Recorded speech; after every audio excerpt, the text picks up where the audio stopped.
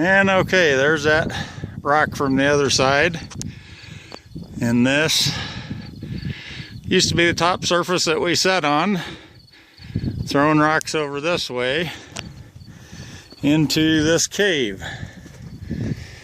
I don't know if this will show up very well or not.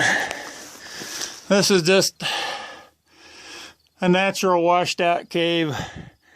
It's been built up over time by transients a lot of years ago and by kids more recently. You can see there's old fence posts that we sawed up for firewood, an old tarp, frying pan, an old chamber pot. I don't know why we drug it out here. We actually used to camp in here quite a bit during the summer, and it was always an adventure. It was never comfortable, but always an adventure. There's something kind of majestic about this place, especially in the evening when the sun goes down and it gets dark. It's just an interesting little pocket of geology and topography and ecosystem. Very enjoyable. Chokecherry, sumac. I think this is smooth sumac. Yep, and there's some skunk bush sumac right over here. There's some fringe sage right there. Of course, there's a lot of grass, mostly warm season grasses over here. So it's kind of interesting. And we'll pause it for a minute here. Some more points to ponder here. These rocks obviously came off of there. And if you take the time, you can match them up to the divots in that wall. This is primarily, the geology is primarily siltstone, and it's in the process of eroding out. And that's why this canyon is here. You can see there's some rocks from the other side that have calved off. I don't know exactly when it happened, but these two rocks used to be joined. And it's interesting that the plants take hold on them so quickly. There's not very much soil there, just a little bit of blowed in dirt, and they find a way to germinate and grow. This is some kind of a little thistle.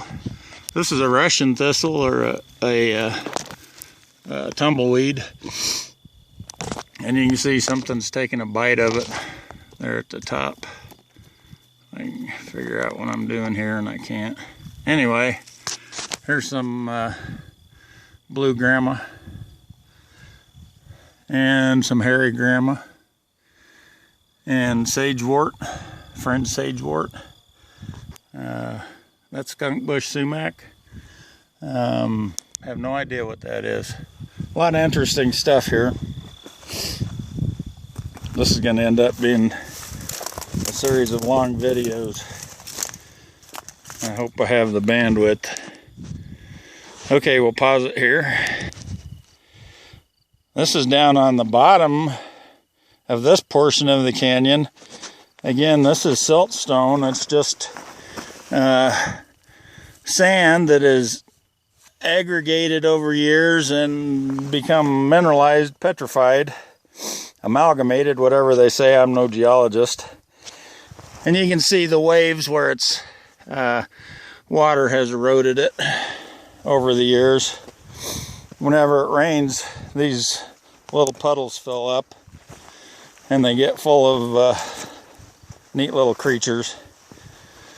Kind of an interesting place. Now, along here there's a fault and a lot of chokecherry. And we'll run up here real quickly as I can. I'm not as nimble or as fast as I once was. There's an old stock tank floated down here in a flood. And Over here, this is another interesting place. Interesting to me anyway. But this was an overhanging shelf that we used to crawl underneath when we were little kids. And as you can see, it finally broke off. And it would have been a bad deal if we were under there when it had broken off, but God looks after fools, drunks, and children, and we weren't under there, so time to pause again. And this is my prime top secret choke cherry picking area.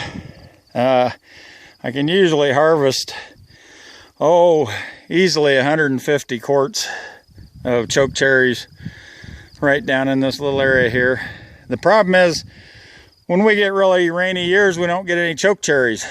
The plants take advantage of that rain just to grow vegetatively, and they don't worry too much about making seeds. So no choke cherries this year, or last year either. We'll hope for next year. This is going to be a long video. It's already over 6 minutes.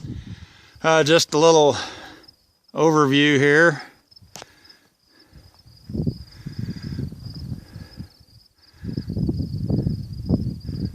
It's about 70, 75, in some places 80 feet from the bottom to the top of this canyon.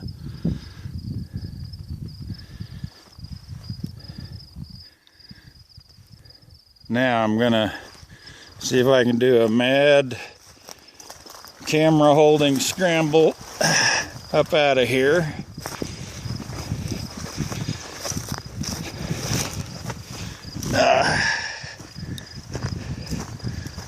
I have a feeling this particular video is going to exceed what WhatsApp allows, so it'll probably all be wasted, except I can save it and send it on an email.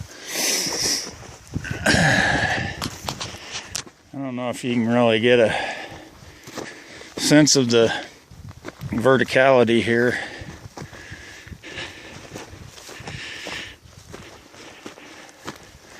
It's kind of a scramble.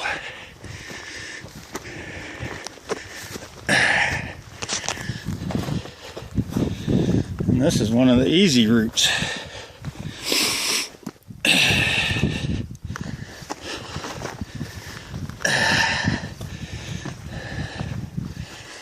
Okay, nearly out.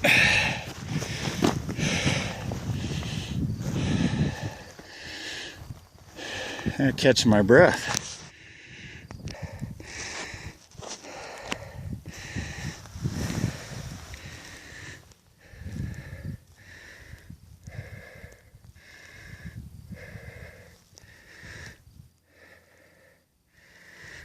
Great Plains horned lizard. You can see him.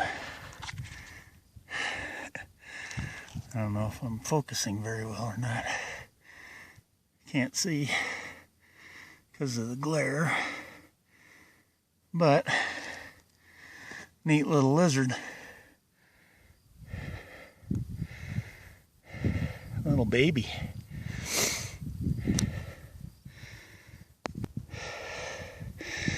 Don't want to hurt him.